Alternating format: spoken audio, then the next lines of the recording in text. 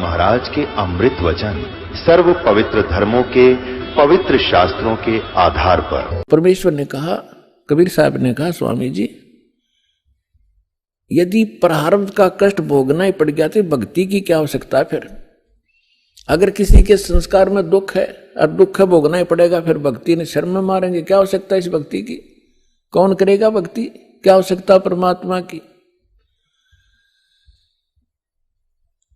वो भक्ति इससे हटकर है और वो मंत्र मेरे पास है। अपने आत्माओं जो दुखी व्यक्ति है उसको तो संकेत चाहिए। उसने तभी पूछा कि आप कौन हो भाई? हे भगत जी आप कहाँ रहते हो? अब वो लाल कपड़े पहन रखे, सारी उम्र संस्कृत बोली, उसने तो महाराज जी समझ रहे। और परमात्मा बैठे एक सिंपल वेशभूषा में। उसने न्यू कहा, भगत जी कहाँ रहते हो आप? आपका कहाँ ठिकाना है? परमात्मा ने बताया, भाई मैं दानक सू दुल्हा हूं और नीरू का पुत्र हूं, ऐसे ऐसे हमारी चौपड़ी वहां रहा करूं। अब परमात्मा ने ये बताना इसलिए अनिवार्य समझा कि जैसे न भगवान चाहिएगा तो आ जाएगा, और जब ब्राह्मण पने में होगा क्यों उसमें छुआछात बहुत गणी थी तो अपना भाई चला जाएगा। तो परमात्मा वो तो जा लिया श्याम ने, साथ साथ महाराज मैं घना दुखी हो गया। तो वहां जब परमात्मा के पास के और भी बहुत से आर्त व्यक्ति बैठे थे और वो आपस में चर्चा कर रहे थे कि मैं इतना दुखी था, परमात्मा से नाम लिया, अरे भगवान आए हैं, ये परमात्मा है, तुम इसको दुल्हा मत समझो, दानक नहीं है। अब जिसके कांटे से निकल रहे वह क्यों कर कहीं सिंपल मैन है। तो उस व्यक्ति को पहुंचा वहां पर ब्राह्मण, जब वो और भक्त बैठे बतला रहे थे, भगवान आए, जब सत्संग का आयोजन था उनके साथ दूसरे साथ ही बाहर मैदान में, तो उस ब्राह्मण का कुछ दिल डटा। जब ये सारे भगत कह रहे हैं तो कुछ बात बनेगी। तो परमात्मा के आशीर्वाद मात्र से परमात्मा ने कहा, भाई अपने सारे बच्चों को ले आ। उसने सारा दुख बताया, उनको दीक्षा दिला। तो उसने सोचा पहले अपने लड़कों को ले चलता हूं, क्योंकि इज्जत और बेइज्जती हमारा साथ लटक रही है, घर में कैर टूट रहा। दोनों लड़कों को ले आया। परमात्मा ने दीक्षा दी, बेटा भक्ति करोगे ना जब बात बनेगी। केवल आशीर्वाद से भी सुख दे देते, लेकिन वो तो एक का दुख टला, आगे जीवन में पता नहीं कितने दुख है आपके। परमात्मा ने नाम दिया, दोनों बच्चे ऐसे स्वस्थ हो गए जैसे कदे दुख था ही नहीं। अपने आप उठ के गए, उन्हें लाया था बैठा बैठा कर, तो उनको एकदम खुशी की लहर आ गई। फिर अपनी बेटियों को, पत्नी को, सबको नाम दिलाया। परमात्मा के आशीर्वाद से सब ठीक हो गए, स्वस्थ हो गए कुछ ही दिनों में। और फिर घर का काम भी उसका बहुत अच्छा चलने लगा। अब वो जहां भी जिसने मिला है उसी को कहे कि भगवान आए हैं, चलो वहां पर परमात्मा आ रहे हैं, दुल्हाओं की कॉलोनी में भगवान उतर रहे हैं। पर उसकी कौन सुने ब्राह्मण?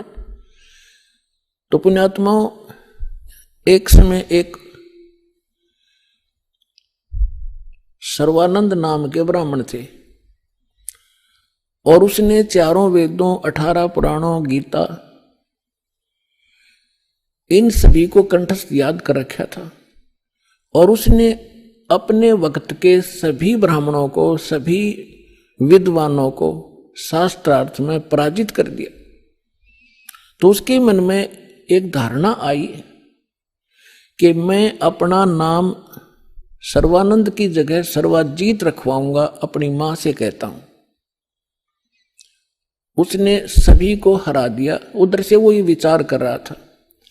दूसरी ओर क्या हुआ कि उसकी माता, जो सर्वानंद की माता जी थी, उसका नाम शारदा था, ब्राह्मणी, और वो भी ऐसे ही अपने प्रारब्ध के कर्म को भोग रही थी। अब ब्राह्मण होने के नाते, और अब उसका पिता, उसका पुत्र विद्वान, जिसने सब विद्वानों को पराजित कर दिया, अपने पुत्र से भी सारे जंतर मंत्र, जो भी गायत्री मंत्र वगैरह अनुष्ठान बताए बेटे ने, वो भी कर लिए।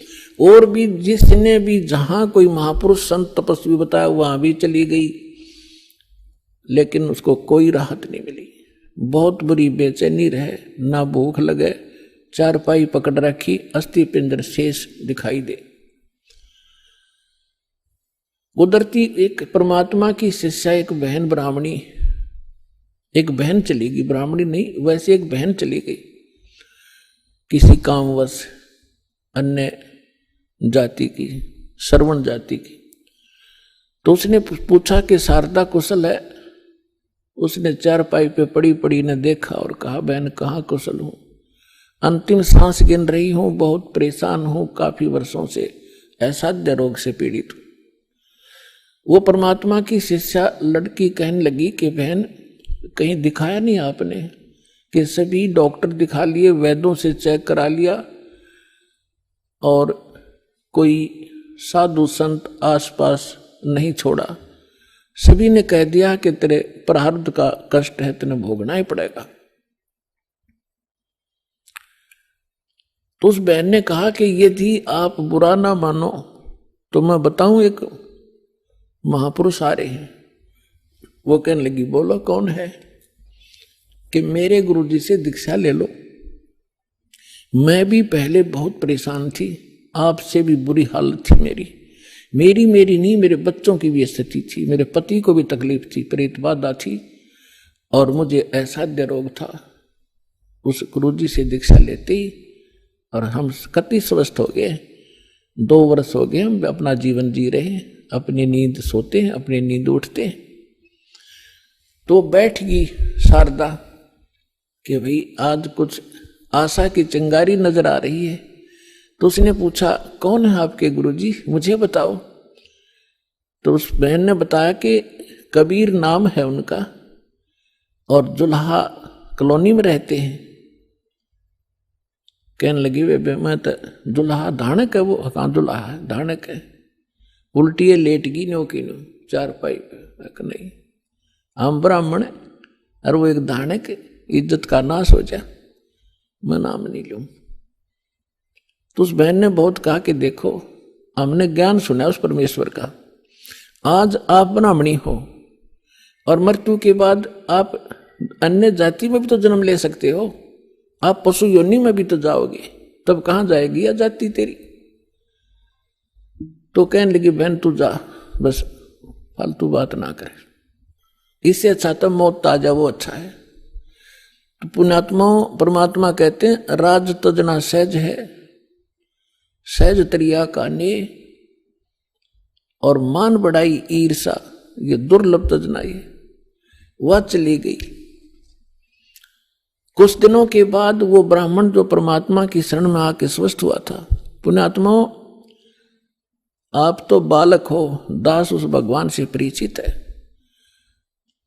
आपके लिए जो परमात्मा भटक रहा है ना, आप तो एक अबोध बालक की तरह जिधर मुंह हो गया उधर चल पड़ते हो, और वो पिता माता पिता पीछे पीछे भाग्या करें कि खड्डे में गिरेगा, यू उठा लूं भाग कर बालक को। आज आप इतने बच्चे हो इस भगवान के मार्ग में और इस अपने अध्यात्म मार्ग के अंदर। कबीर साहब कहते हैं, मैं रोए तू सृष्टि को और यह सृष्टि रोए मोहे। गरीबदास जी कह रहे हैं, परमात्मा से परिचित ज्ञान के आधार से भगवान की वाणी बता रहे महिमा। गरीबदास इस योग को समझ नहीं सकता कोई।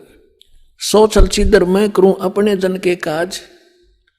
जिस प्यारी आत्मा को शरण में लेना है ना जाने के कारण बनाओगा उसके लिए। तो वो ब्राह्मण चला गया कि वो निकटतम नाती भी था उनका। पहले दूर देश से आना जाना महीने में नहीं होता था, 6 महीनों में 2 1 वर्ष बीत जाता था रिश्तेदारियों में आने जाने में। तो वो ब्राह्मण उसी काशी शहर के आसपास कोई गांव था उसका रहने वाला था, और शारदा बनारस में काशी में रहा करती थी। तो एक दिन वो किसी कामवश शहर में आया था, तो उसने सोचा चल रिश्तेदार के घर चलते हैं। जब वहां पहुंचा तो शारदा घर अपने उसी तरह उसी स्थिति में थी। राम रमी करी, नमस्कार हुआ, कुशल मंगल पूछा। तो शारदा ने अपना सारा दुखड़ा रोया कि मैं बहुत दुखी हूं, बहुत बुरा हाल है मेरा, मैं तो अंतिम सांस गिन रही हूं। तब उस ब्राह्मण ने कहा कि आप हमारे गुरुजी से दीक्षा ले लो, आप स्वस्थ हो जाओगे। और मेरी हालत का आपको पता ही है, क्या स्थिति थी मेरी। हाँ, आपकी तो बहुत बुरा हाल था, सारा परिवार दुखी था। और आप कैसे स्वस्थ हुए कि हम उस परमात्मा आए हैं पृथ्वी पर, शारदा तेरा यकीन होइयो चाहे ना होइयो। और हमारी जो दुर्दशा थी देखने जोगी थी, रिश्तेदार भी नफरत करने लग गए थे, और उनकी कृपा से आज सारे बच्चे स्वस्थ हैं और हम स्वस्थ हैं। 4 वर्ष हो गए मैंने उनसे उपदेश लिए। मेरा तो बुरा ऐसा दुखी शायद पृथ्वी पर कोई प्राणी नहीं होगा जैसा मैं था। मेरे से रिश्तेदार भी नफरत करने लग गए थे कि अब यूं आ गया घर पे, कुछ पैसे मांगने आया होगा। तो ऐसी दशा होगी थी मेरी। और अब वो रिश्तेदार मुझसे उधारे ले जाते हैं। तो शारदा ने सोची, हे भगवान बड़ी दया करी, देख यूं तो ब्राह्मण है, इसने तो गुरु कोई बढ़िया बना रखा होगा, ऊंच जाति का ब्राह्मण ही बना रखा होगा। तो फिर बैठ गई चारपाई पे। तो उसने कहा कि फिर ठीक है, बताओ मुझे आपका गुरुजी कौन है, क्या नाम है उनका, कहाँ रहते हैं। मेरे पूज्य गुरुदेव जी का नाम है कबीर। उसके वो फिर अक्सर खटक गया, कबीर वो धाणक, वो नीरू का। कहा, वो ब्राह्मण बोला, कहा वही है, यस। तो शारदा बोली, तेरी शर्म भाजगी, इतनी इज्जत का नाश कर दिया, ब्राह्मण होकर धाणक गुरु बना लिया, डूब के मर जा की तरह। ये 36 लागी सुनान। अब उस पंडित जी ने कहा कि मिश्राणी बात सुन ले, यह शिक्षा मेरे देने की जरूरत नहीं, मैंने देख लिया। ये ब्राह्मण जब कित गए थे, जब मेरी दुर्गति हो रही थी, चोने भी ना दे थे, अंतिम सांस गिनों था, बुरा हाल हो रहा था।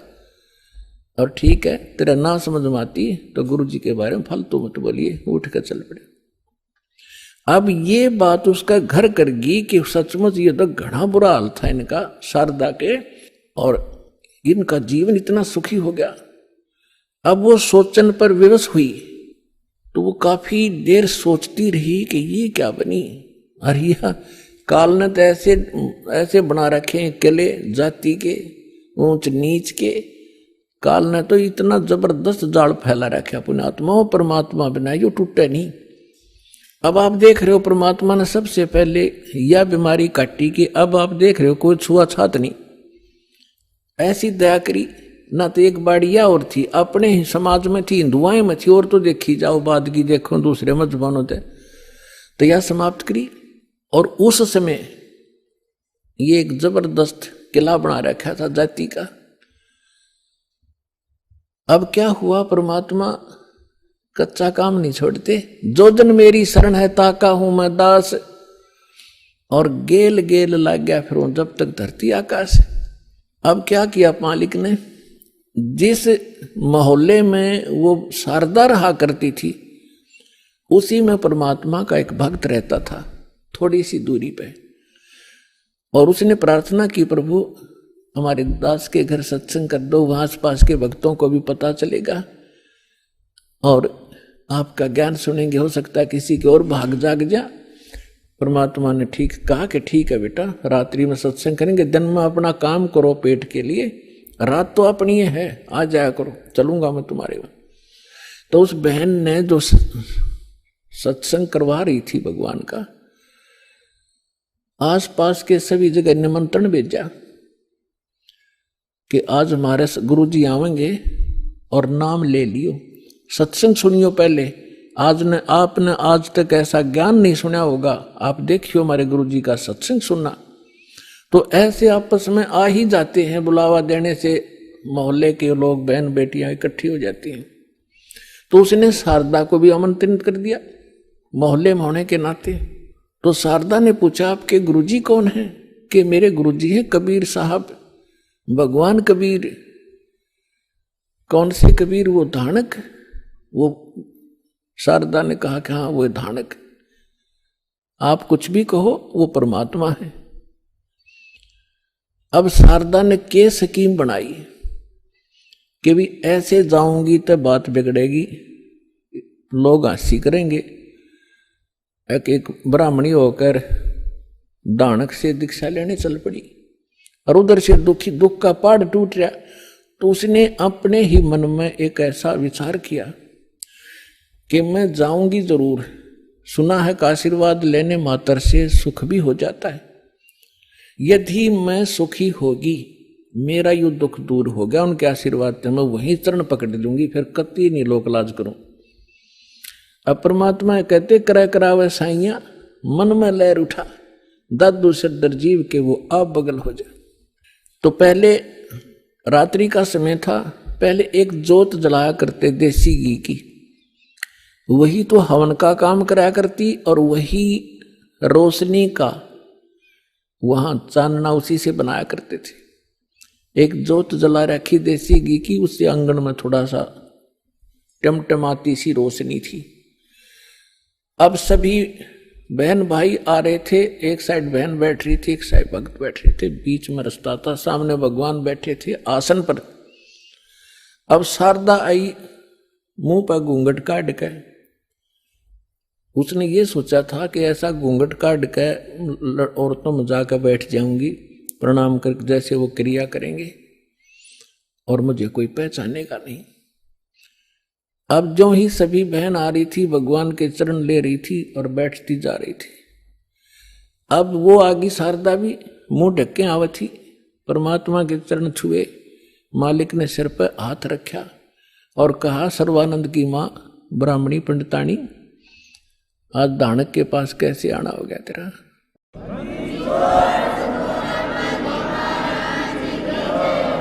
और परमात्मा ने हाथ रख के उठाया भी नहीं था, उसका सारा रोग जो कष्ट था, जो संकट था, वो कति स्वस्थ होगी जैसे दुख कदे था ही नहीं। और ऊपर से परमात्मा ने कहा कि कैसे आगे सर्वानंद की माँ तू, एक दानक से क्या कहेंगे तेरे को, जो पंडित लोग जात से घेरेंगे। चरण पकड़ दिए उसी समय और फेंक दिया घूंघट उठा के, हे भगवान माफ करना मुझे दुष्टा को, मैं घनी नीच थी, आपके बारे में बहुत कुछ सोचा, आप तो सचमुच भगवान। खड़ी होगी सब न बतावे कि मेरा इतना दुख था, मेरा इतना कष्ट था, मैंने बहुत कुछ अच्छी मंदी भी कही है, तो भगवान पड़े।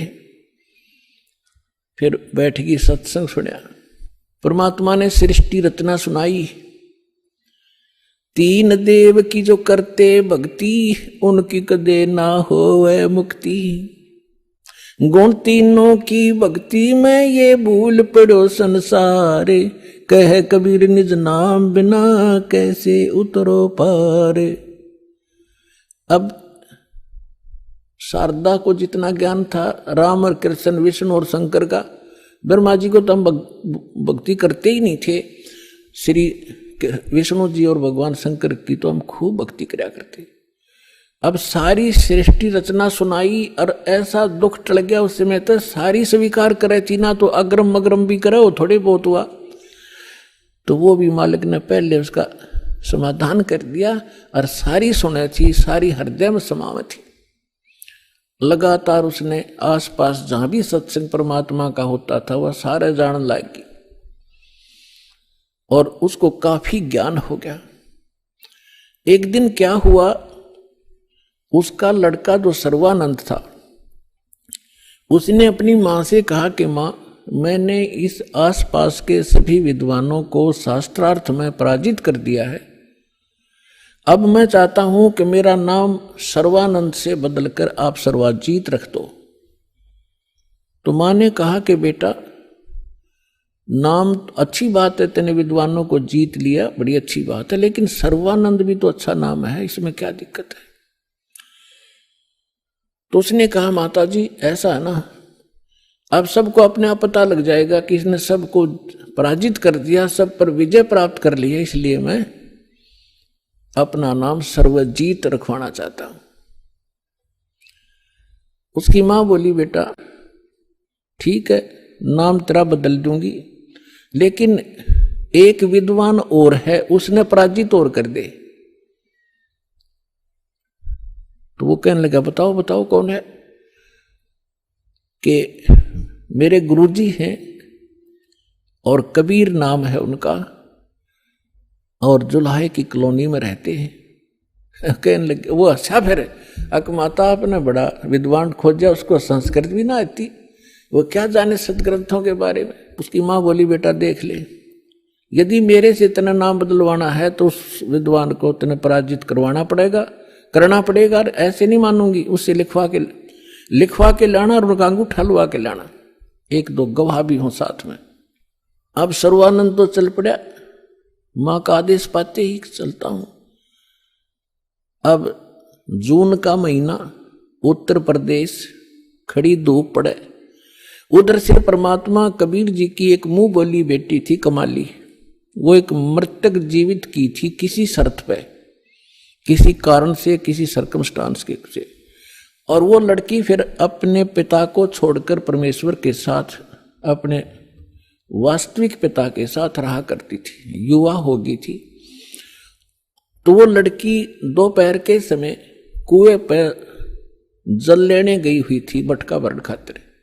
उधर से सर्वानंद जी आ गया, एक बैल के ऊपर सारे सदग्रंथ रखा करता, गीता, 18 पुराण, 4 वेद, श्रीमद् भगवद गीता और 6 शास्त्र। बैल के ऊपर जैसे गधे पर बोरा डाल लिया करें, ऐसे बोरा डाल के उनमें रखा करता था, सुंदर कपड़े लपेट के। उस बैल को लिए हुए आ रहा था। अब जुलाहों की कॉलोनी में, और उस समय पंडित जी आचार्य, वो भी सा विद्वान सुप्रसिद्ध, तो सभी ऐसे देख रहे थे जैसे पहले गांव में हाथी आ जाता, सारे गांव निकल कर आ जाया करता, हाथी देखेंगे, ऊपर चढ़ चढ़ कर मकानों पर देखा करते थे। तो सभी देख रहे हैं कि ब्राह्मण कैसे आ गया हमारी कॉलोनी में। अब देखो लीला दाता की, उसको इतनी भयंकर प्यास लगा दी, उसकी आंखों में प्राण आ गए सर्वानंद के। और सामने वाली लड़की पानी पर लग रही, उसके पास आकर कहा कि ये लड़की जल्दी पानी पिला बेटी, मेरे प्राण निकलने जा रहे हैं। तो लड़की ने बाल्टी उसके कर दी, ले पी लो। उन्हें अपना करमंडल ले रहा था, उसमें डालकर गट गट पी लिया। अब उसने देखा कोई देख तो नहीं रहा तुझे, कितने दानकों के जुलाहों की कॉलोनी कुएं का पानी पी लिया। कोई देख तो, सब देख रहे थे, सब चारों तरफ देख रहे थे। तो उसने अपनी इज्जत बचाने के लिए लड़की को डांटा कि लड़की ये किसका कुआं है, किस जाति का कुआं है। तो लड़की ने कहा जी दानकों की कॉलोनी में तो दानकों का कुआं हुआ कर, ब्राह्मणों का नहीं हो सकता। ये तूने पहले क्यों नहीं बताया मुझे? पंडित जी पानी पी कर जात नहीं पूछा करते, तू पहले पूछता। जब तक तेरे पसीने आ रहे थे तेरी जान जाने वाली थी, अब तुझे जाति दिखाई देती है। मर जाता 2 मिनट तुझे पानी नहीं मिलता तो फिर कहता है बेटी छोड़ इन बातों को, यहां कबीर कहां रहता है? तो लड़की ने कहा कि कबीर का घर शिखर में सतलोक में रहता हो, जहां से ले ली गैल और पाव न टेके पपील के, तू पंडित लाद रहा बैल।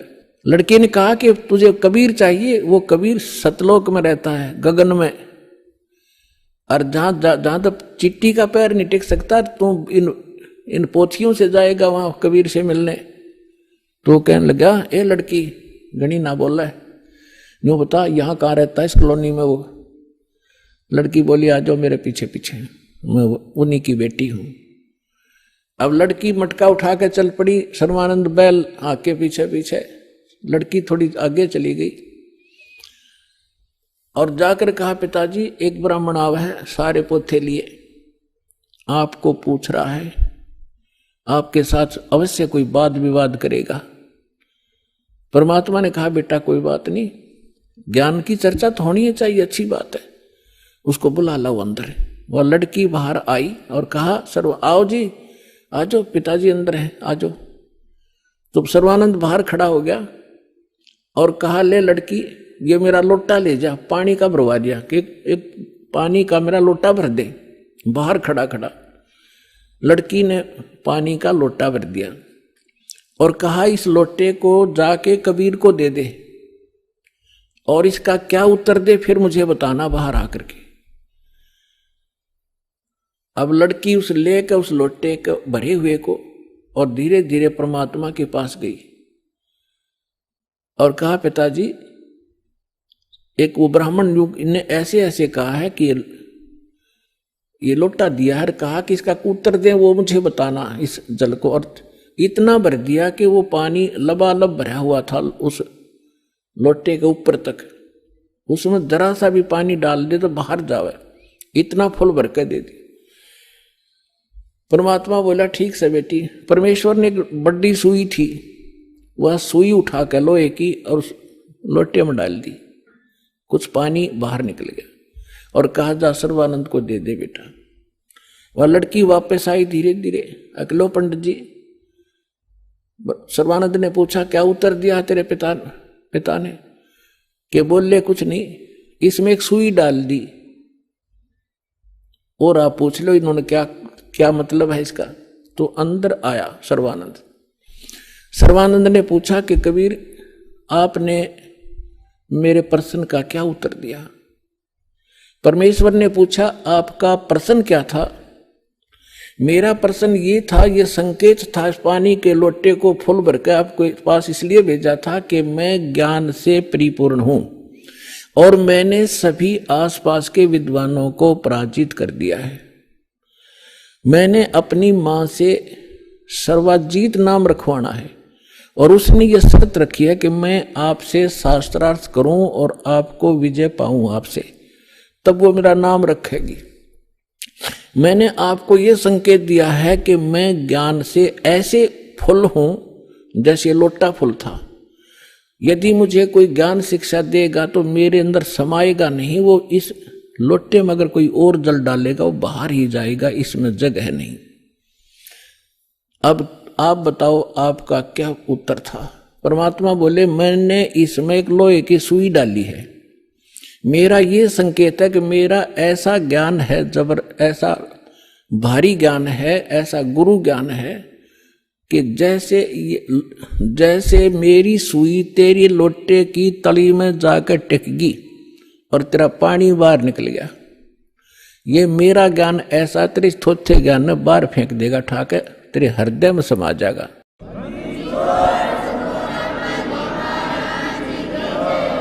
और ज्ञान सब ज्ञानड़ी, कबीर ज्ञान सो ज्ञान, जैसे गोला तोब का वाई करता चले मैदान। अब सर्वानंद ने कहा कि ठीक है आप करो शास्त्रार्थ। उसी समय वहां आसपास के जुलाहे और उनकी गोष्ठी सुनने के लिए आकर बैठ के, वो बेचारे भोले भाले अनएजुकेटेड सामने बैठ के सर्वानंद ने कहा कि कबीर बोल क्या प्रश्न करेगा?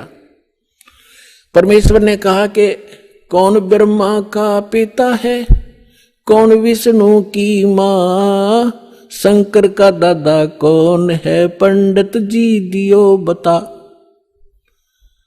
ब्रह्मा विष्णु महेश के माता पिता कौन है, इनका दादा कौन है?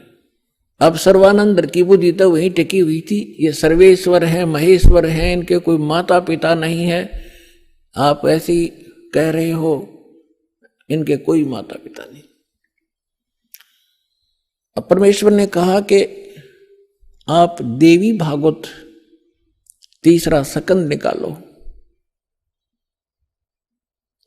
और उसमें ये स्वयं स्वीकार करते हैं। देखिएगा श्री देवी भागवत यानी देवी पुराण सचित्र मोटा टाइप, गीता प्रेस गोरखपुर से प्रकाशित है।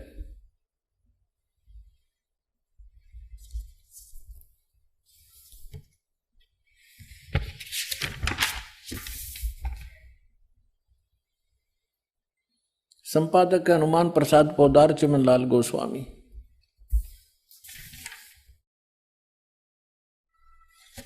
और ये गीता प्रेस गोरखपुर से प्रकाशित है। इसके 123 पृष्ठ पर देखिएगा।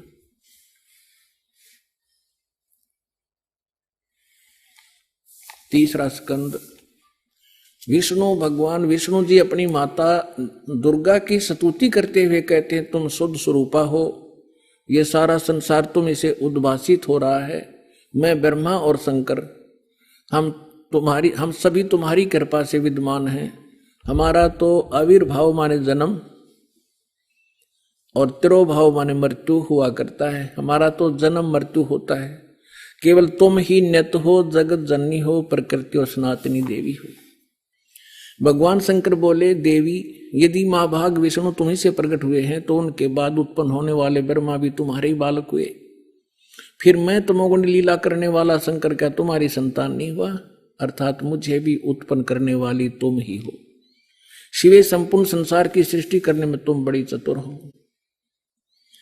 इस संसार की सृष्टि, स्थिति और संहार में तुम्हारे गुण सदा समर्थ हैं।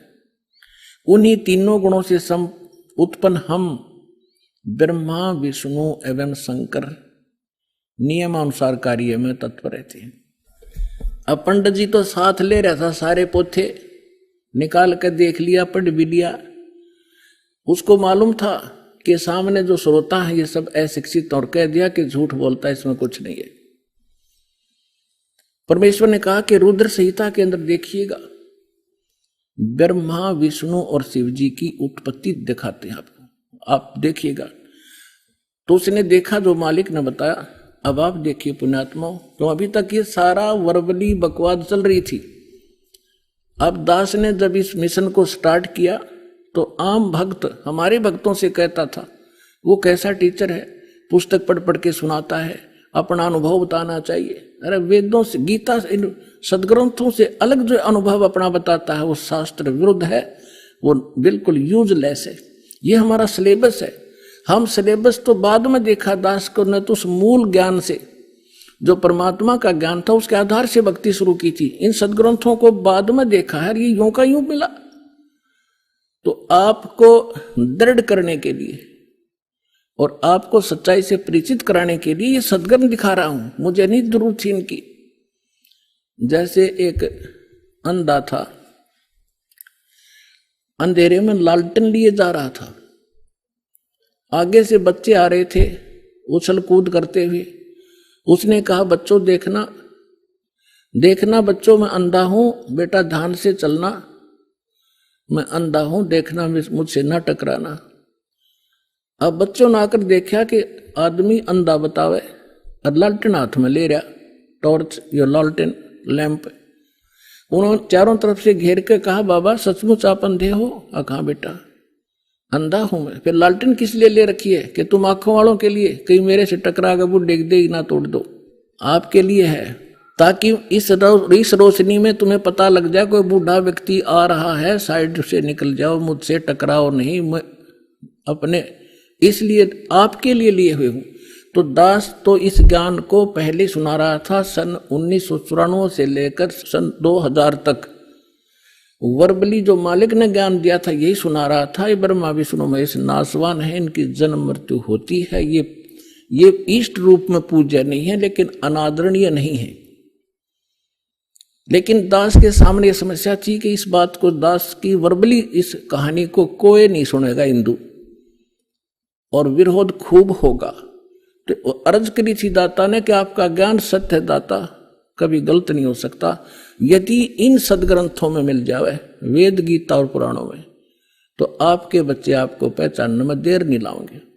ऐसी प्रेरणा की परमात्मा ने 2001 में गीता उठा के देखी, जो का तू ज्ञान पाया। क्योंकि परमात्मा ने कहा था अपनी वाणी में कि वेद मेरा भेद है, मैं ना मिलूं वेदन के माही, पर जौन वेद से मैं मिलूं वो वेद जानते नहीं। तो इसके आधार से जब सब सदग्रंथ देखे तो जो का तो ज्ञान मिला। ओए होए, तीन देव की जो करते भक्ति, उनकी कदे ना होवे मुक्ति। और परमात्मा कहा करते, धर्मदास ये जग बौराना, कोई न जाने पद निर्वाणा। यही कारण मैं कथा पसारा, जग से कोई ये एक राम नियारा। अब मैं तुमसे कहूं चिताई, तेरे देवन की उत्पत्ति भाई। माँ अष्टंगी पिता निरंजन, ये जमदारुण वंशन अंजन। तीन पुत्र अष्टंगी जाए, ब्रह्मा विष्णु शिव नाम धराए। 600 वर्ष पहले भगवान उस सुख संवेद में ये अमृत ज्ञान बता गए थे। लेकिन उस समय इतना विरोध किया था इन नकली संतों मंडलेश्वरों ने, परमात्मा के साथ कहर तोले थे, वो सारी लीला धीरे धीरे सुनाएंगे आपको। आज वही ज्ञान हमारे पुराण बता रहे हैं कि ब्रह्मा विष्णु महेश के माता पिता हैं, दुर्गा इनकी माता है, ये ज्योत स्वरूपी निरंजन ये काल इनका पिता है। और ये भगवान 600 वर्ष पहले बताया करते, क्योंकि वो तो दादा है इनके। दादा तो बाप की भी डेट ऑफ बर्थ बता और पोत्या की भी बता दे, तो पहले बता कर जा रहे थे। अरे नकलियान हमारे तक सारा अज्ञान भर रखा था। अब देखिएगा शिवपुराण, ये संक्षिप्त शिवपुराण सचित्र मोटा टाइप केवल हिंदी, गीता प्रेस गोरखपुर से प्रकाशित है। इसके संपादक कौन है?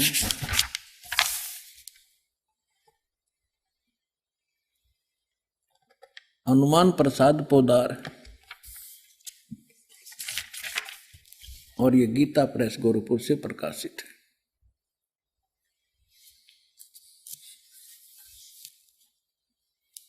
ये देखिएगा, ये है रुद्र संहिता, और यहां अध्याय नंबर 5 हम यहां पर पढ़ेंगे थोड़ा सा। अपने पुत्र नारद की यह बात सुनकर लोक पितामह ब्रह्मा वहां इस प्रकार बोले। हमने 98 से प्रारंभ किया है, 98 से 98 से। अब हम 99 पर पढ़ लेंगे, 99 पर। ब्रह्मा जी ने, नारद जी ने ब्रह्मा जी से पूछा था। ब्रह्मा जी कहने लगे, ब्रह्मा जी ने कहा, ब्रह्मन देव शिरोमणे, तुम सदा समस्त जगत के उपकार में लगे रहते हो। तुमने लोगों के हित की कामना से बहुत उत्तम बात पूछी है। जिसमें समस्त चराचर जगत नष्ट हो गया था, सर्वत्र केवल अंधकार ही अंधकार था, न सूर्य दिखाई देता था न चंद्रमा, अन्य ग्रहों का भी और नक्षत्रों का भी पता नहीं था।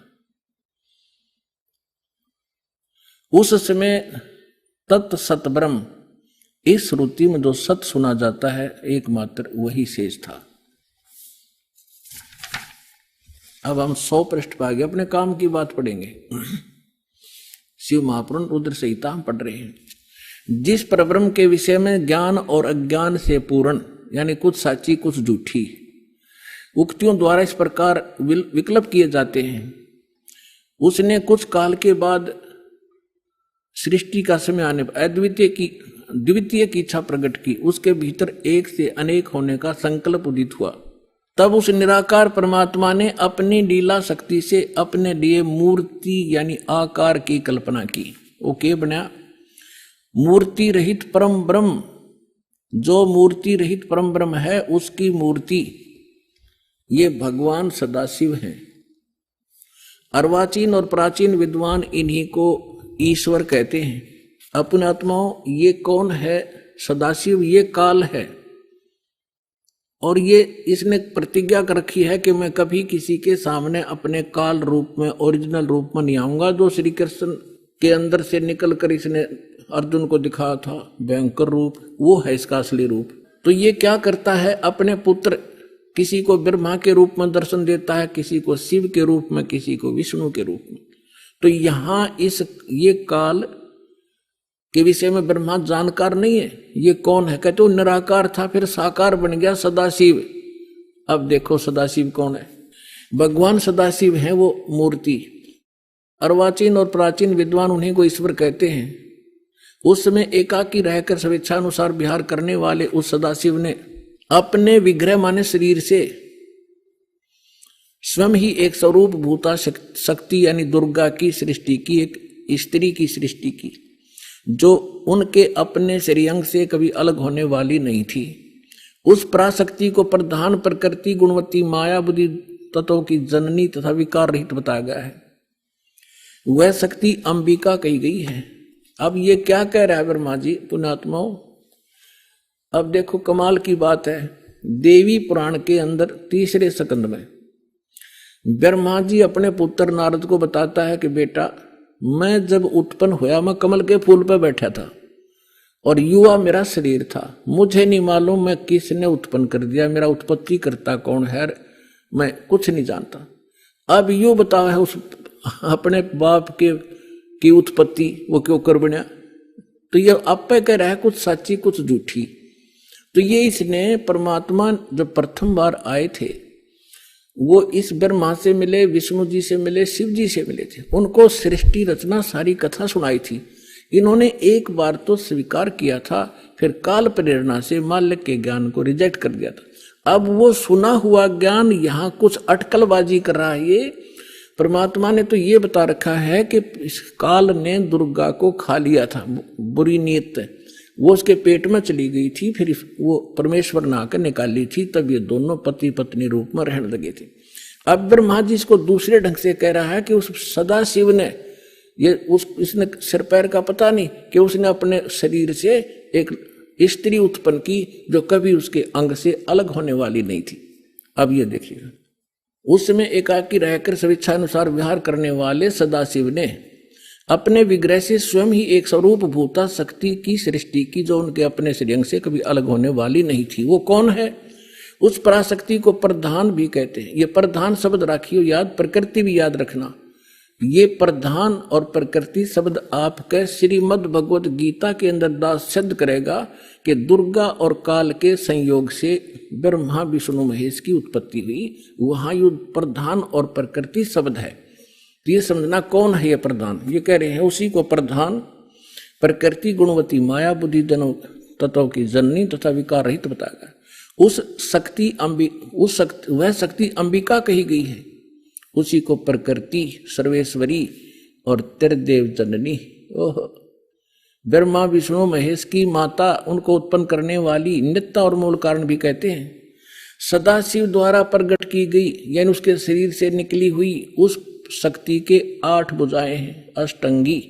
3 पुत्र अष्टंगी जाए, ब्रह्मा विष्णु शिव नाम धराए।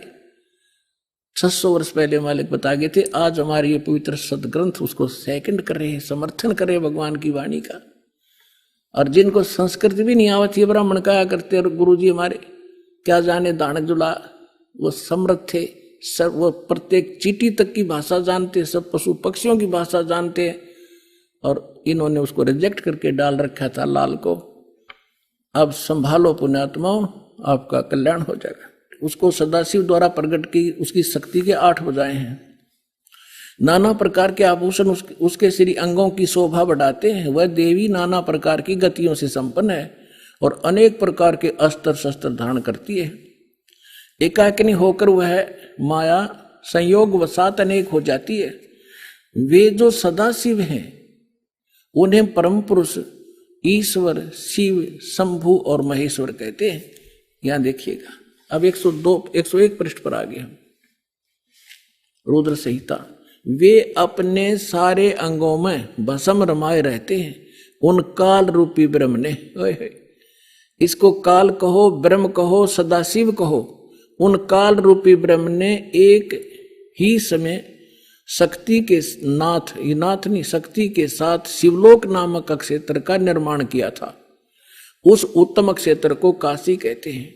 वह परम निर्वाण व मोक्ष स्थान है जो सबके ऊपर विराजमान है। वे प्रिय और प्रियतम, वो पति पत्नी रूप में शक्ति और शिव, दुर्गा और काल जो परमानंद स्वरूप है, उस मनोरम क्षेत्र में नित्य निवास करते हैं। शिव और शिवा ने, काल और दुर्गा ने प्रलय काल में भी उस क्षेत्र को अपने सानिध्य से मुक्त नहीं किया। आइए अब हम उन श्रद्धालुओं के अनुभव जानते हैं जो जगत गुरु तत्वदर्शी संत रामपाल जी महाराज जी से दीक्षा प्राप्त कर चुके हैं तथा उनके द्वारा बताए गए भक्ति मार्ग पर चल रहे हैं। जी नमस्कार। नमस्कार सर जी। क्या नाम है आपका? अमर चक्रधारी भगत। कहाँ से आए आप? सर वैसे तो छत्तीसगढ़ से हूँ मगर रहता महाराष्ट्र पुणे में।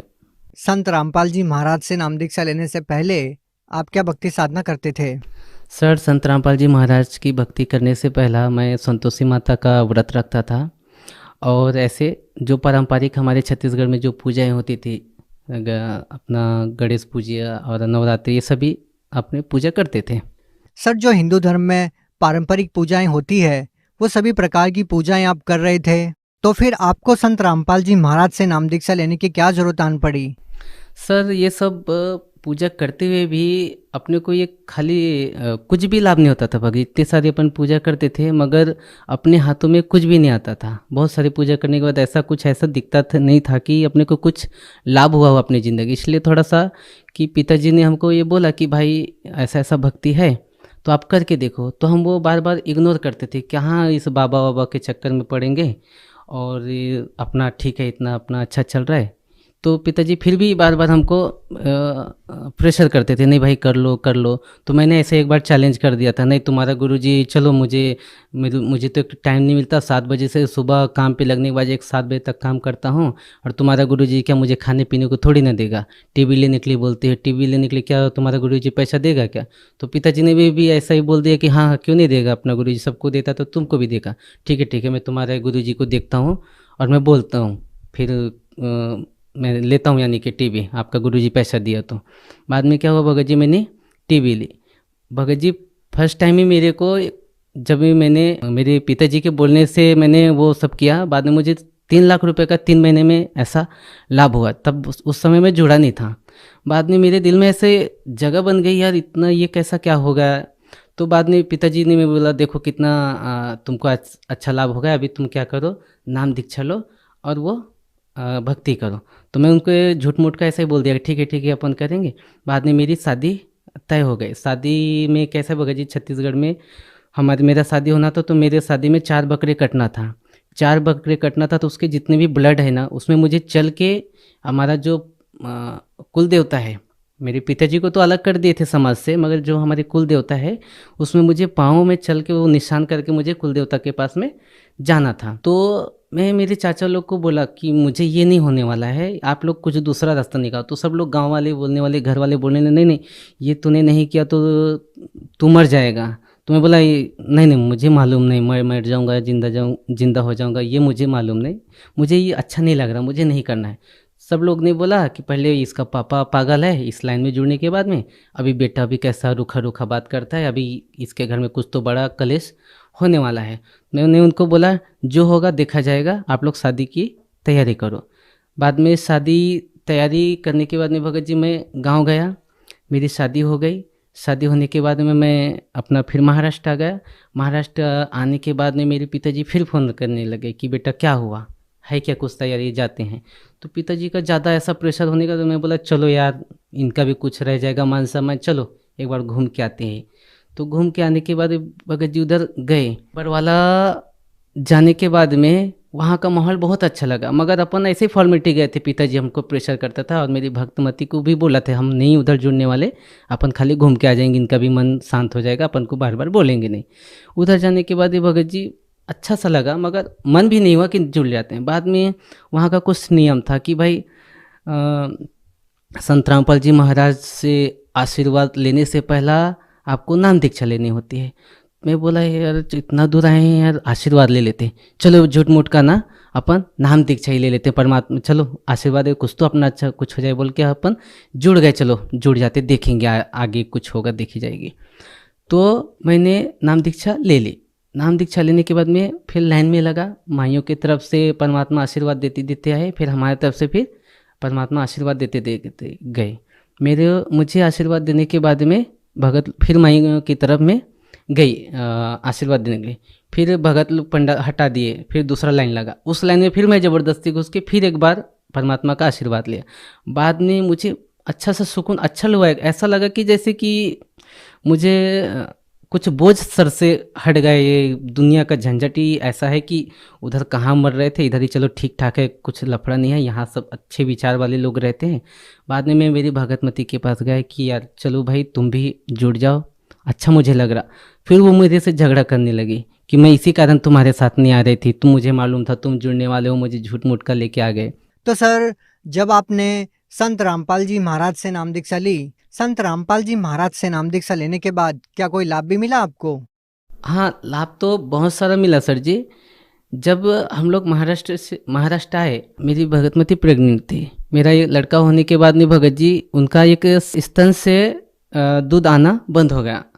तो हमने डॉक्टर से दिखाया, उन्होंने बोला बहुत खर्चा हो गया। उस समय हमारी आर्थिक स्थिति बहुत ख़राब थी सर, क्योंकि गाड़ी एक्सीडेंट होने के कारण सब पैसा, सोना चांदी जितने भी घर थे सब खत्म हो गई थी। तो माता पिता भी ने हाथ उठा दिए थे कि हमारे पास कुछ भी नहीं, हम ब्याज से भी लेके पैसा ऐसा खर्च किए थे, लेबर लोग को पेमेंट दिए थे, तो हमारे पास कुछ भी पेमेंट नहीं था। मैं भगत मित्र को बोला, भाई अपने पास कुछ भी रास्ता नहीं, अपन रोड पे आ चुके हैं, तुम परमात्मा के साथ चाहे चैलेंज करके जुड़ जाओ, चाहे कुछ भी जो, एक बार जुड़ जाओ और तुम्हारा ऐसा ऐसा हो जाएगा, तो आप परमात्मा की भक्ति करना ठीक हो जाए तो करना, नहीं तो कोई बात नहीं भाई, ज़बरदस्ती नहीं है। तो उन्होंने भी ठीक है चलो देखते हैं, अभी तुम्हारा गुरुजी मेरे को ठीक कर देंगे ना, तो मैं नाम दीक्षा ले लेना, ऐसा बोले। तो सर वो जो चैलेंज परमात्मा को किए थे, उन्होंने बोला था तुम्हारे गुरुजी मुझे अच्छे कर देंगे तो मैं जुड़ जाऊंगी। तो उन्होंने संत रामपाल जी महाराज को अरदास लगाई और बोले कि गुरुजी आप मुझे कहीं ठीक कर देते हो तो मैं आपकी भक्ति करूंगी। मेरी पत्नी की सीना इतनी फूलती जा रही थी क्योंकि दूध बाहर नहीं निकल पा रहा था, पूरा ब्लॉक हुआ था। इसके कारण धीरे धीरे पूरी बॉडी दूध के कारण भर गई थी, निकल भी नहीं रहा था और वो दर्द कम नहीं हो रहा था। बाद में संत रामपाल जी महाराज को चैलेंज किया कि आप मुझे बिना पैसे के यदि ठीक हो जाता है तो आपके संत रामपाल जी महाराज से मैं नाम दीक्षा ले लूँगी। तो मैं बोला ठीक है, आपके संत रामपाल जी महाराज सब ठीक करेंगे, आप पहले दीक्षा ले लो। उन्होंने अरदास लगाई, भगवान आप मेरी ये प्रॉब्लम है सॉल्व कर दो, हमारे पास पैसा कुछ भी नहीं, हमारी आर्थिक स्थिति खराब है, डॉक्टर भी ऑपरेशन के लिए बोल रहे हमारे पास पैसा भी नहीं, हमारी आर्थिक स्थिति भी बहुत खराब है, आप हमारे ऐसा हमारा प्रॉब्लम सॉल्व हो जाएगा तो मैं आपकी भक्ति करूँगी। तो परमात्मा की ऐसे चमत्कार हुई भगत जी, बिना दवाई के एक 15 से 20 दिनों के अंदर में वो स्वस्थ हो गई। वो फिर फूट के वहाँ से मवाद निकला, फिर धीरे धीरे उसमें हमने मेडिकल में ही जा जाके एक 20 रुपए का पाउडर होता है वो डाल के ऐसा उसको दवाई लगा के ठीक हो गया। डॉक्टर के पास में गया नहीं कि बड़ा ऑपरेशन का ऐसा कुछ खर्चा ही नहीं आया। फिर संत रामपाल जी महाराज के कारण मेरी धर्मपत्नी की तबीयत ठीक हो जाने के कारण उसको पूर्ण लाभ हुआ। आज वो नाम दीक्षा ले चुकी है और मस्त मेरे से अच्छी वो अभी भक्ति कर रही है। अभी हमारा वापस मैं सांगली चला गया अपनी जगह पे जहाँ पे रहता था। वहाँ जाने के बाद अपना आर्थिक स्थिति थोड़ा खराब हो गया था। उसके बाद में हम गांव जाने वाले थे, मेरे पास लास्ट 500 रुपये ही बचा था। तो सर जी मेरे पास लास्ट 500 रुपये थे, तो हमने नियोजन कर लिया था कि भाई चलो महाराष्ट्र से छत्तीसगढ़ जाते हैं और अपना कुछ नहीं है, इधर पूरा बिजनेस थोड़ा सा लॉस हुआ, अपन उधर ही जाके कुछ तो खेती बाड़ी करेगी। सर जी वहाँ से फिर मेरे को एक फ़ोन आया, संत रामपाल जी महाराज से हमने अरदास लगाई थी, तो परमात्मा ने संत रामपाल जी महाराज ने वहाँ से उनका आदेश आया था कि परमात्मा दया करेंगे, आप लोग भगवान की भक्ति करते रहो। संत रामपाल जी महाराज का ऐसा आदेश आया। तो भगत जी हम 500 रुपये ही मेरे पास था, गया तो वहाँ से फ़ोन आया कि आपको एक 60 लाख का टेंडर आपको हम देते हैं। तो मैं कम से कम भगत जी उनको, सर जी उनको 50 बार बोला कि ये मुझे कैसे आ सकता है, मैं तो ये बिल्डिंग बनाने का काम ही नहीं करता, मैं लेबर कॉन्ट्रैक्टर हूँ। लेबर कॉन्ट्रैक्टर, आप मुझे बिल्डर का काम बता रहे कि आपको हम इतना पैसा देंगे और आपको हमारा घर बना के देना पड़ेगा। तो कम से कम उसको मैं 50 फ़ोन लगाया और बाद में पूरा वेरीफाई किया कि भाई सच में ऐसा है क्या। तो बोले हाँ है। तो बोले नहीं मुझे यकीन नहीं होता। तो मैं वो 500 रुपये लेके उनके पास गया। वो मुझे उसमें नाश्ता भी करना था, पेट्रोल भी डलाना था और 70 किलोमीटर जाके वापस भी आना था, मतलब 150 किलोमीटर आना था। गया, सर जी इतना बड़ा चमत्कार हुआ परमात्मा संत रामपाल जी महाराज की वजह से। मुझे 50,000 रुपये जगह पे एडवांस दिया। मेरे पास सिर्फ 500 रुपये था लास्ट टाइम। जब मुझे 50,000 रुपये दिया तो मेरी वहाँ पे आंसू निकल गए। मैं बोला भगवान ये क्या मेरे पास इतना बड़ा चमत्कार होगा कि मैं यहाँ का अनजान, मैं छत्तीसगढ़ का रहने वाला, ये मुझे 50,000 कैसे दे दिए, क्या हुआ कैसे हुआ बोल के। बाद में मैं यहाँ से काम से रोते 70 किलोमीटर तक घर वापस गया, भगत मती को पैसा दिखाया। बाद में मैं बोला देखो परमात्मा ने मुझे 60 लाख का मुझे काम दिया है। भगत मती को विश्वास नहीं। मैं बोला देखो मेरे अकाउंट में पैसा है और 500 रुपये का मिठाई लेके गया था बगीचा। मेरा बच्चा था ना, मैं जब मिठाई भी इसके लिए लेने के लिए जाता था दुकान में तो मेरे पास पैसा नहीं रहता था। मैं सोचता था कि मैं तेल लेके जाऊँ कि मेरे बच्चे के लिए 5 रुपये का कैडबरी लेके जाओ। इतना मेरी हालत ख़राब थी, मुझे कुछ भी समझ में नहीं आता था, इतना वीकनेस हो गया था। मगर परमात्मा ने जब 50,000 रुपये दिया, रोते पूरा वहाँ तक गया अपनी भगत में। मेरी भगत में भी इतना रोने लगी, देखो इतना बड़ा चमत्कार कर दिया परमात्मा कि अपन अच्छे से भक्ति करेंगे, ये दुनिया के लफड़े में नहीं पड़ते अपन। सब जो दुनिया अपने को रखे या ना रखे, संत रामपाल जी महाराज को जिंदगी भर अपन छोड़ेंगे नहीं। जान दो दुनिया की, अपन दुनिया की सुनने वाले नहीं, अपने छोकर गांव निकाला करे, चाहे दुनिया से कहीं से कुछ हो, अपन परमात्मा को नहीं छोड़ेंगे। ये इनका जीवन दान देने का तो मेरे को भगत जी अभी के डेट में कम से कम 60 लाख मुझे काम मिलने के बाद भगत जी सर जी मैंने उनका पूरा काम कंप्लीट किया। कम से कम 1.5 करोड़ का अब तक काम किया उनका भी। मेरा काम अभी कम से 8 साइड मैंने फाइनल किए हैं। 3 काम मिलने के 60 लाख का टेंडर हुआ, वो फाइनल किया। बाद में मुझे 3 काम और मिला कम से कम 40 लाख का, वो फाइनल किया। अभी कम से कम मेरा 25 लाख का काम चालू है, वो मैंने अभी पेंडिंग है, आधा अधूरा काम है। मेरा घर में रहने का नहीं तकलीफ था भगत जी, बारिश हुआ तो 10 ठिकाने से पानी नीचे गिरती थी। संत रामपाल जी की दया से अभी मेरा 4 मंजिल का घर बनाया हूँ। अभी कुछ दिन पहले अभी मैं सोल्ड 4 व्हीलर गाड़ी लिया है, जो मेरे गांव में किसी के पास गाड़ी नहीं। 8 लाख की सोल्ड गाड़ी लिया है। पूरे गांव वाले बोलते हैं कि भाई इनके पास क्या सोने का खान मिला है। मगर उनको बोलते सर जी की भाई संत रामपाल जी महाराज के शरण में आने के बाद में हुआ थोड़ा तकलीफ हुआ स्टार्ट में। परमात्मा अपनी वाणी में बोलते हैं कि धीरे धीरे रे मना धीरे सब कुछ होए, माली सिंचे 100 घड़ा ऋतु आए फल होए। सर मैं लूट पिट चुका था, सिर्फ मैं लास्ट में मेरा 500 रुपये ही था। परमात्मा की दया, संत रामपाल जी महाराज की दया की वजह से 60 लाख का मुझे काम मिला। अभी मेरे करोड़ों का बिजनेस चालू है। 4 मंजिले का घर टिका लिया हूँ। मेरे गांव आसपास, मेरे गांव में क्या सर जी, आसपास की एक 20 किलोमीटर 50 किलोमीटर आप भी घूमेंगे तो किसी का 4 मंजिल मकान नहीं है। सोल्ड मैंने गाड़ी ले ली। अभी परमात्मा की दया से, संत रामपाल जी महाराज की दया से अभी भगत जी मैं अपने एरिया में टॉप में हूँ। सब बोलते कि भाई ये अच्छे लाइन में जुड़े। पहले तो हमको कोसते थे कहाँ ये अपने ज़िंदगी बर्बाद कर। अभी इस परमात्मा का भी उन लोग भी बोलते संत रामपाल जी महाराज का ज्ञान अच्छा है और वो भी अभी सहयोग करते हैं मेरे गांव में। आपको मैं एक और बात बताना चाहता हूँ। जब हम गांव में रहते थे तो हमारा दारू का धंधा था, चिकन मटन का धंधा था, बकरी बेचते थे, मुर्गी बेचते थे, कबूतर, ये सब चीज़ बेचते थे। हम क्या करते थे, 10 दारू की जो बोतल रहती थी उसको हम खोल के 10 का उसमें पानी डाल के उसको 15 बनाते थे और उसको सही तरीके से लेवल लगा के सब बेच देते थे। मतलब 2 नंबर का काम सब करते थे। फिर सिगरेट पीता था मैं, इतना सिगरेट पीता था कि मेरे हाथों से सिगरेट हटती नहीं थी। जब तक मेरा 2-3 पैकेट 4 पैकेट खत्म नहीं होता था, 12-1 बजे 2-2 3-3 बजे तक जगता था। सर हमको टेंशन आ गई थी कि परमात्मा संत रामपाल जी महाराज के नियम में लिखा था तुमको यही नहीं करना, तुमको शराब नहीं बेचना, कुछ ये बकरी नहीं बेचना, बकरी नहीं काटना, ये नहीं करना। तो हमको टेंशन आया कि हमारा घर गृहस्थी कैसे चलेगा। संत रामपाल जी महाराज की दया से अभी ऐसा दया भगत जी, मेरा भी करोड़ों का बिजनेस है। सब धंधा वो गोरख धंधा छोड़ने के बाद में अभी देखो भगत जी मेरे एरिया में परमात्मा ने मुझे शिखर पे पहुंचाया। अभी मुझे 1 रुपए की कहीं किसी से हाथ फैलाने की किसी की गरज नहीं है कि मैं किसी से 5 रुपए मांगू या 10 रुपए मांगू। परमात्मा ने मुझे शिखर पे पहुंचाया है। सर जी मैं परमात्मा मैं अपने संत रामपाल जी महाराज के लिए ये शब्द उच्चारण करता हूँ, क्योंकि मेरा भगवान और सब कुछ मेरा संत रामपाल जी महाराज। मुझे तो पता नहीं कि कौन क्या है, मगर मेरे लिए संत रामपाल जी महाराज मेरे लिए भगवान है। सर आप भगत समाज को क्या संदेश देना चाहते हैं? सर भक्त समाज को क्या संदेश दूंगा कि मेरा देखो ना सर जी, मेरा पहला कैसा था, हम लोग इतने दारू बेचते थे, सब बुरी सी बुरी धंधा करते थे, फिर भी हमको बरकत नहीं मिली। मगर संत रामपाल जी महाराज के शरण में आने के बाद में पूरी बुराई छूट गई और मेरा 500 रुपये लास्ट था। अभी परमात्मा ने उसको करोड़ों में परिवर्तन किया। ये मेरे साथ में लाभ हुआ है, चमत्कार हुआ है मेरे साथ में। तो आप भी आइए परमात्मा के संत रामपाल जी महाराज के शरण में और अपना जीवन कल्याण कराइए। जी बहुत बहुत धन्यवाद। धन्यवाद सर जी।